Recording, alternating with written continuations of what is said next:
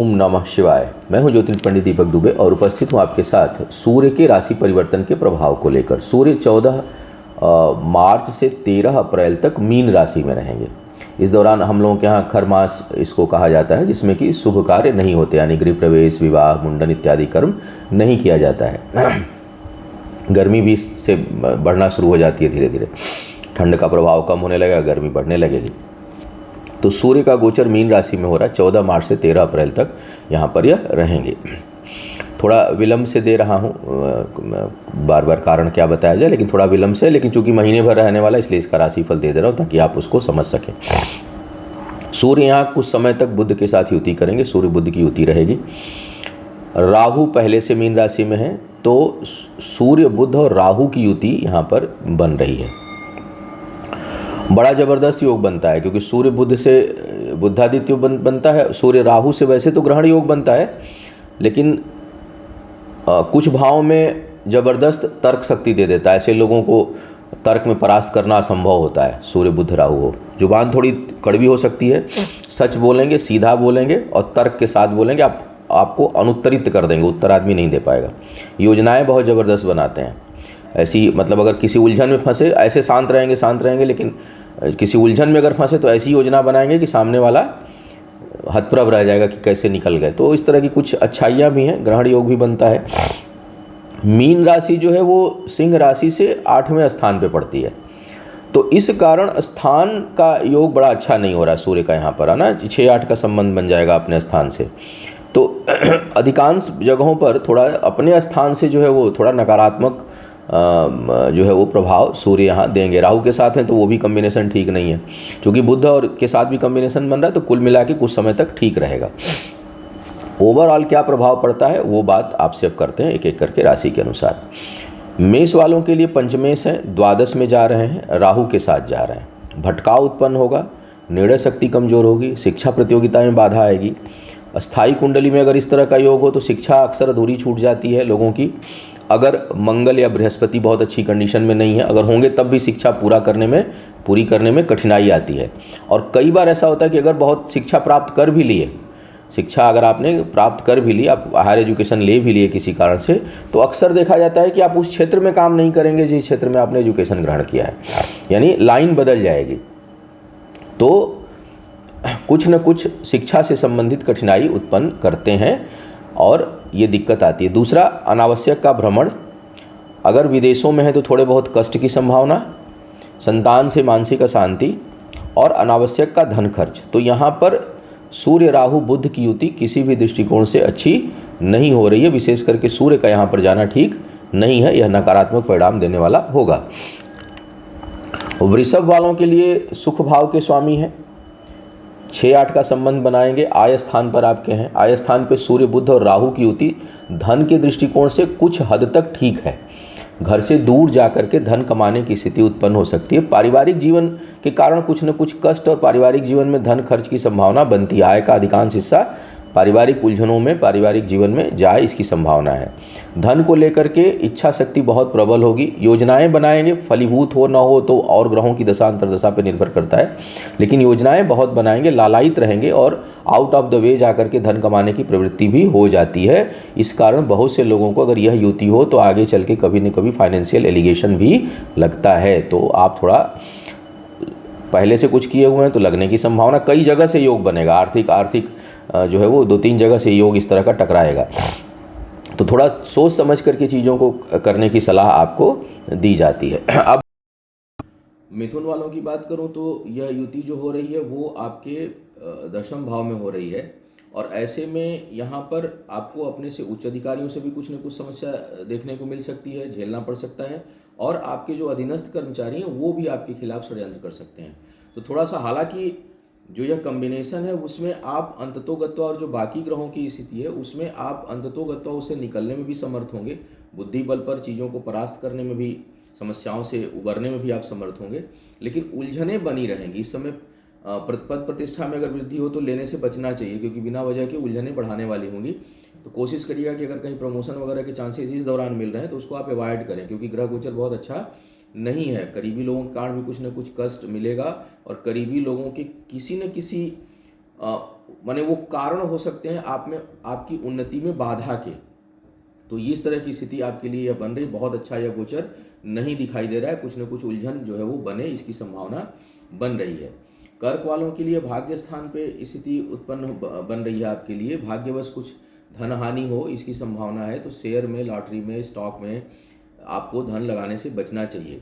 उलझनें थोड़ी परेशान आपको इस समय कर सकती हैं। स्वास्थ्य से संबंधित जो है वो भी समस्याएं उत्पन्न होंगी। अगर कहीं स्थान परिवर्तन हो रहा है, कहीं दूर जाना है, तो भी आपको बचना चाहिए। यात्राओं में कष्ट का योग यह स्थिति आपके लिए उत्पन्न करेगी। भाग्य का बहुत साथ नहीं रहेगा। विचार भी थोड़ा नास्तिक होगा, धर्म के प्रति उतने रुचि आपकी नहीं रहेगी, बल्कि थोड़ा अधार्मिकता उत्पन्न हो सकती है आपके मन में, विचार में। अगर ग्रह गोचर इस समय दशा अंतर्दशा इन्हीं ग्रहों की कॉम्बिनेशन, यही ग्रह सूर्य राहु का कॉम्बिनेशन कहीं बन रहा हो तो कुल मिलाकर के यह बहुत अच्छा गोचर नहीं है। भाग्यवश कोई काम करने से आपको बचने की सलाह है, और अपनी सेविंग लगा करके कहीं कोई इन्वेस्टमेंट इस दौरान मत करिएगा, ये महत्वपूर्ण बात है। सिंह वालों के लिए अष्टम में जा रहे हैं, लग्नेश हैं सूर्य, पहले ही शनि की दृष्टि है लग्न पर भी और चतुर्थ भाव में ही। अब यहाँ सूर्य अष्टम में आ गए हैं, तो सेहत का बहुत ध्यान रखिएगा। अगर कहीं सूर्य राहु शनि का कॉम्बिनेशन बन रहा हो, शनि सूर्य राहु का कॉम्बिनेशन बन रहा हो, तो महामृत्युंजय अनुष्ठान आपको करना चाहिए। और जो है वो भगवान शिव का नियमित जाप, भगवान शिव को जो है वो जलाभिषेक, दुग्धाभिषेक इत्यादि आप चढ़ा करके थोड़ा ध्यान पूजा जरूर करें। सेहत का विशेष ध्यान रखें। साथ ही साथ आर्थिक मामलों के लिए भी ये ठीक नहीं है। अचानक धन संपत्ति बहुत आ जाती है, लेकिन कुछ संभालना कठिन होता है, आप अपने ही निर्णय से उसे गंवा बैठेंगे। तो यह युति कोई बहुत अच्छी नहीं दिखाई दे रही है। आपको उतावलेपन में निर्णय से बचना चाहिए। तो स्वास्थ्य के लिए ठीक नहीं दिखाई दे रहा है, और साथ ही साथ यह धन के दृष्टिकोण से भी ठीक नहीं दिखाई दे रहा है। आपका धन, आपकी आय जो है वो स्वास्थ्य के कारण बहुत से लोगों की प्रभावित हो सकती है। अब बात करते हैं कन्या वालों की। कन्या वालों की अगर मैं देखूं तो सप्तम भाव में यह युति बन रही है। एक तो वैवाहिक जीवन के लिए बिल्कुल ठीक नहीं है, उसमें कठिनाई, उसके टूटने की संभावना है, उसके कारण बहुत ज़्यादा मानसिक उलझन, इस तरह का योग आपके लिए बनता हुआ जो है वो दिखाई पड़ रहा है, उसके संकेत मिल रहे हैं। व्यापार में है, पार्टनरशिप में है, तो वहाँ धोखा और वहाँ भी उलझन कुछ न कुछ बने या वो टूट जाए, इस तरह के योग बन रहे हैं। नई चीज़ें मत प्रारंभ करिएगा। विशेष करके अगर साझेदारी में कोई काम करना हो तो उसका निर्णय भी समय मत लीजिएगा और न पढ़िएगा। दोनों चीज़ों के लिए ठीक समय नहीं, बीत जाने दीजिए इस युति को। तो यह ठीक, कुल मिलाकर के यह ठीक स्थिति नहीं है। बिना वजह जीवन साथी के साथ तर्क कुतर्क की स्थितियाँ बनेगी। शरीर का जो ऊपरी हिस्सा है, गर्दन से ऊपर का हिस्सा, वो उसमें कहीं ना कहीं कष्ट हो, आँख में, मस्तिष्क में, ब्रेन संबंधी इस तरह की संभावनाओं से इनकार नहीं किया जा सकता, क्योंकि लग्न पर भी केतु है, मंगल की भी अष्टम दृष्टि जा रही है वहाँ पर, और सूर्य की भी दृष्टि जा रही है। तो यह कष्टकारी स्थिति उत्पन्न करता है। तो स्वास्थ्य, पारिवारिक, वैवाहिक जीवन और पार्टनरशिप में अगर बिजनेस है, तो इन तीनों चीज़ों के लिए ठीक नहीं है। कुल मिला के यह गोचर अच्छा नहीं दिखाई दे रहा है। अब बात करते हैं तुला वालों के लिए। तुला वालों के लिए यह युति जो है वो छठे भाव में बन रही है। परमानेंट कुंडली में अगर आय स्थान का स्वामी छठे भाव में हो तो व्यक्ति आय को लेकर के हमेशा पीड़ित रहता है। इनकम तो होगी, लेकिन एक बंधुआ मजदूर की तरह महसूस करता है, हमेशा कुछ न कुछ कमी। और अगर भाग्येश और लग्नेश भी ठीक जगह पर नहीं है, तब तो दरिद्रता वाली स्थिति भी उत्पन्न हो जाएगी। लेकिन अगर केवल यहाँ पर आयेश है तो आय को लेके बहुत पीड़ित रहेंगे, चिंतित रहेंगे। बहुत अधिक परिश्रम के बाद परिणाम मिलेगा, और हमेशा उन्नति स्लो होगी, आपकी धीमी गति से होगी। शत्रु इस समय गलत टकराएंगे, वाद विवाद से दूर रहिएगा, नहीं तो एकदम उलझा देंगे आपको। अनावश्यक के धन खर्च और जो है वो यात्राओं में कष्ट का योग बनेगा। तो किसी भी दृष्टिकोण से यह युति ठीक नहीं दिखाई दे रही है।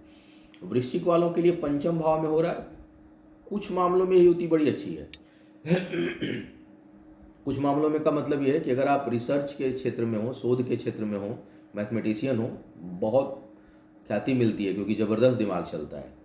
कहीं कहीं नुक्ताचीनी वाला काम हो, आलोचक हो, समालोचक हो, तो ऐसी स्थिति में व्यंग्यकार हो, बड़ी ख्याति मिलेगी, क्योंकि ज़बरदस्त जो है वो निगेटिव चीज़ें आपको दिखाई देंगी।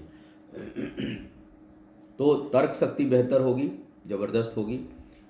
किसी भी बड़ी से बड़ी समस्या और उलझन के समय आपका दिमाग देखने लायक होगा। लोग हतप्रभ रह जाएं, क्या बुद्धि है, गजब का जो है रास्ता निकालते हैं। थोड़ा सा नकारात्मक थॉट भी देता है। हर चीज़ में नेगेटिव चीज़ पहले दिखाई देती है। आप देखते होंगे बहुत से लोग ऐसे हैं कि हर चीज़ में सबसे पहले, कि जैसे हमें पहने हैं तो उनका नज़र हो सकता है कि कलर है उस पर ना जाए, सबसे पहले जाए कि इसमें कमी क्या है।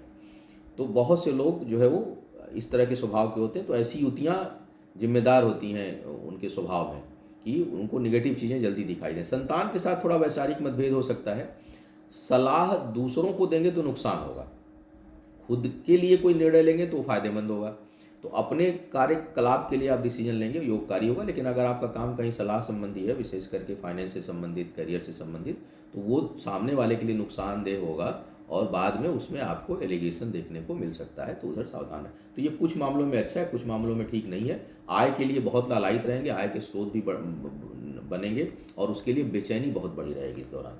धनु वालों के लिए 4th हाउस में यह हो रहा है। पारिवारिक जीवन में थोड़ी अस्थिरता और कष्ट बहुत से लोगों को मिल सकता है। जमीन जायदाद, भूमि, भवन, वाहन इत्यादि खरीदने के लिए अच्छा योग नहीं है, वह उलझन उत्पन्न कर सकता है, तो आपको उससे बचने की सलाह दी जाती है। भाग्यवश पारिवारिक जीवन में कुछ कठिनाई हो, इसकी संभावना है। पारिवारिक घर में मन नहीं लगेगा, घर से दूर मन लगेगा। अस्थायी कुंडली में अगर यह योग हो तो ऐसे लोग पारिवारिक जीवन में सुखी नहीं रहते और घर परिवार से दूर रहते हैं। और चाहे कारण जो भी हो, नाराज़ होकर रहें, खुश होकर रहें, किसी जनरली खुश होकर नहीं रहते, नाराज़ होकर ही रहते हैं ऐसे लोग दूर। तो पारिवारिक जीवन थोड़ा प्रभावित होता हुआ दिखाई दे रहा है। किसी चीज़ में निवेश करने के लिए, स्पेशली स्थायी संपत्ति में निवेश करने के लिए समय ठीक नहीं है, उससे बचने की सलाह आपको दी जाती है। मकर वालों के लिए युति 3रे भाव में हो रही है। जो आपके अंदर भी षड्यंत्रकारी योजनाएं जन्म लेंगी, कहीं किसी से वाद विवाद है तो बहुत तगड़ी योजना बनाएंगे उसको परास्त करने का, और आपको भी धोखा मिलने का योग बनेगा। तो दोनों ही स्थितियों में आपको सावधान रहना चाहिए। करीबी लोगों को कुछ कष्ट मिल सकता है, कहीं दुखद समाचार मिल सकता है। करीबी लोग आपसे भी पीड़ित हो सकते हैं, आप उनके पीड़ा का कारक हो सकते हैं, वहाँ थोड़ा सा ध्यान रखने की आवश्यकता आपको है। और धोखा मिलने की संभावना भी आपके लिए बनी हुई है। तर्क शक्ति खूब रहेगी, अद्भुत पराक्रम रहेगा, इस समय आपको कोई परास्त नहीं कर सकता। अगर परमानेंट कुंडली में तो ऐसे लोग ज़बरदस्त अपने जीवन में होते हैं। उनसे ऐसे लोग अगर आप देख लें कुंडली तो उनसे ना ही लड़ें तो अच्छा है, क्योंकि आप जीत नहीं सकते। तो कुल मिलाकर के यह पुरुषार्थ पराक्रम को बढ़ाने वाला योजना, एक बेहतर योजनाकार की स्थिति उत्पन्न करने वाला और अपराजय स्थिति उत्पन्न करने वाला और मारक की स्थिति उत्पन्न करेगा। मतलब किसी से अगर आपका वाद विवाद है तो आप बहुत ज़्यादा उस पर आप जो है हावी हो जाएंगे, इस तरह की है। तो इसको आप ठीक भी कह सकते हैं और इसको खराब भी कह सकते हैं। कैसे लेना है ये आप पर छोड़ दे रहा हूँ। कुंभ वालों की बात करते हैं। कुंभ वालों के लिए 2रे भाव में यह युति बन रही है। धन के लिए ठीक नहीं है। अगर स्थायी कुंडली में यह योग हो तो ऐसे लोग जनरली अपनी आधी उम्र तक आय को लेकर के बहुत परेशान रहते हैं। अधिकांश योजनाएं फेल कर जाती हैं, सक्सेस जल्दी नहीं मिलता। बचत के लिए बिल्कुल ठीक यह युति नहीं है, लेकिन तर्क शक्ति ज़बरदस्त होगी। वाणी थोड़ी कड़वी होती है, तीखा बोलेंगे। तर्क शक्ति अद्भुत होगी, कैलकुलेटिव माइंड होगा, एनालिटिकल माइंड होगा। इन सब चीज़ों के दृष्टिकोण से काफ़ी अच्छी युति इसको कही जा सकती है। वाणी जो है प्रभावशाली होगी। अगर बुध और सूर्य मजबूत हुए तो बहुत प्रभावशाली होगी।